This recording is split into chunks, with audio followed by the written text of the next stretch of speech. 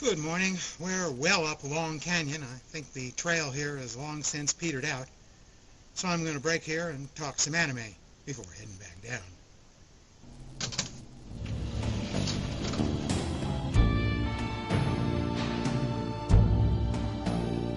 Jinro, The Wolf Brigade is an often violent political thriller and romantic anime movie set in an alternate version of Japan around 1960.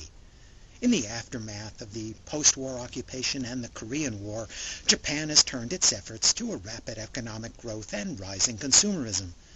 Store windows display the shiny new gadgets of the era, from automatic washing machines to televisions. There are new fashions, and the streets show off some shiny new cars. And yet, in the alleyways just a few steps away from these modern storefronts, there is still poverty and disaffection that the passing shoppers ignore. This growth isn't without disruption and social unrest. At the same time, Japan's new role in the world is being hotly debated. A variety of dissident groups, collectively known as the sect, have taken to the streets in protests of increasing violence. To combat the rioters, the national government formed the Capitol Police. Within the Capitol Police, there's a special elite unit, also called Kerberos, a heavily armed and armored team of paramilitary who answer violence with ultraviolence. Kazuki Fusei is one of the Kerberos officers. During one such riot, Fusei is sweeping the sewers for fleeing rioters when he runs into a young girl. She's a courier carrying a satchel bomb to other sect members, what they call a Red Riding Hood. She freezes before his gun in terror, threatening to blow them both up with the bomb she's carrying. Fusei freezes as well, unable to pull the trigger on the young girl.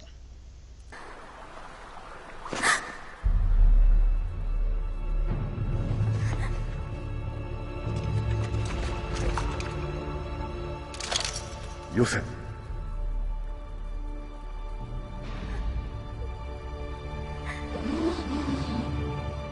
なぜだ?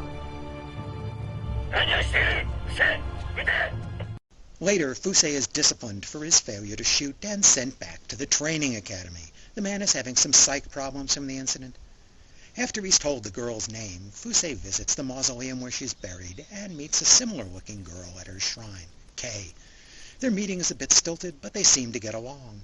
It may appear odd that a Kerberos officer would get into a relationship with the teenage sister of a sect bomber, or that the sister would be able to forgive a policeman so readily, but bear with me, this all pays off nicely in the end. The relationship between Kei and Fusei portrayed in the anime is awkward to say the least.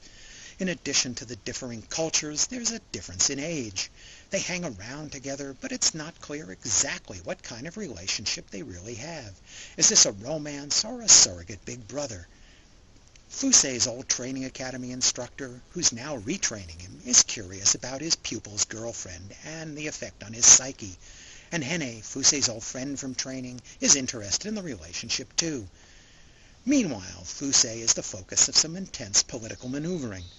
There's considerable tension between the regular police and the Capitol Police, and the violent special unit has increasingly become the focus of public hatred. There are those in the government who want to disband the Kerberos unit altogether or the Capitol Police completely. There is also rumor that within the Kerberos unit there's a secret subgroup of intelligence agents known as the Wolf's Brigade. There are wheels turning within wheels here. Jinro uses the story of Little Red Riding Hood as explicit text. Kei gives Fusei a copy of the story, and in a voiceover she reads it to him as the movie goes along. That fairy tale has a lot of variations, some that predate the Brothers Grimm, and some are more gruesome than others. Some have happy endings, and some have tragic endings. The version used here starts a little differently than one I'd heard before, but soon becomes more conventional. Fusei has several meetings at a museum directly in front of the wolf exhibit, and many scenes have the full moon in the background as if driving men to turn into wolves. Several characters observe that beasts can't live with humans. It reminded me of Woody Allen's old joke that the lion may lie down with the lamb, but the lamb won't get much sleep. But perhaps the obvious assignments aren't accurate in this movie. The plot isn't terribly complicated, but it does offer some surprising twists in the political intrigues. These fit the story perfectly, as a second viewing will attest. It's all nicely centered on the uneasy and uncertain relationship between Fusei and Kei. I'm trying to think of what was there before. Do you remember?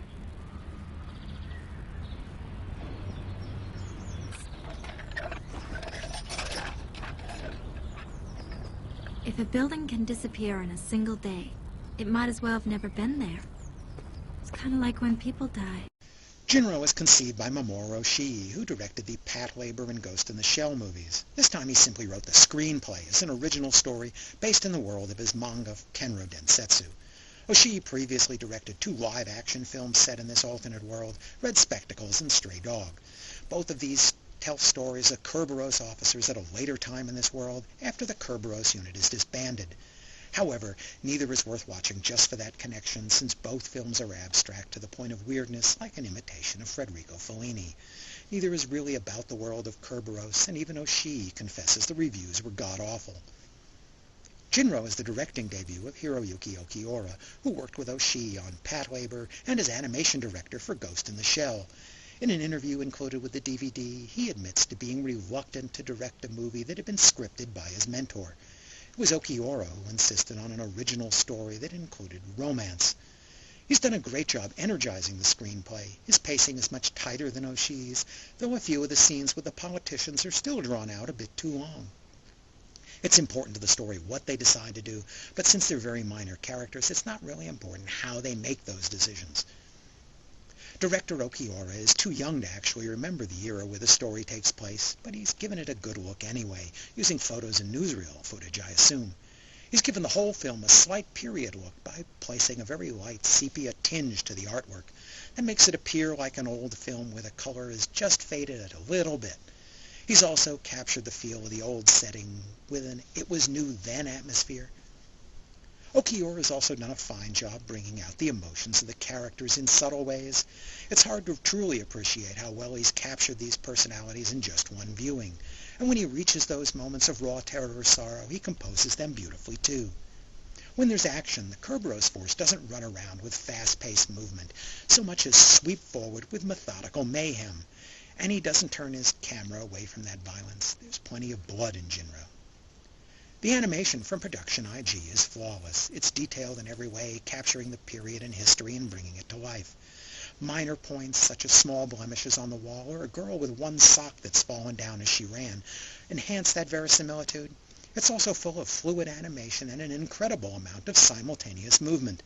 The riot scenes and the street scenes in the city are dazzling in their composition and simultaneous motion. The music is by Hajime Mizoguchi, who composed music for a couple of my older favorites, Please Save My Earth and Toei.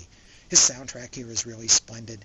It doesn't overplay the romance or era nostalgia, but provides some gentle pieces. He especially delivers in the sense of intrigue that underlies the story. And during the action scenes, the riot and the fights in the sewers, he goes more for an atmosphere of inevitable tragedy rather than excitement, because in the end this has to be a sad tale. Bandai's dub is from Ocean Studios, and it's surprisingly good. They found 3 strong, mature male voices for the male leads, and a decent performance for the lone female as well.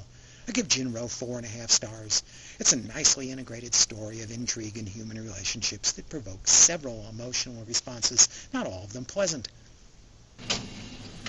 Thanks for watching.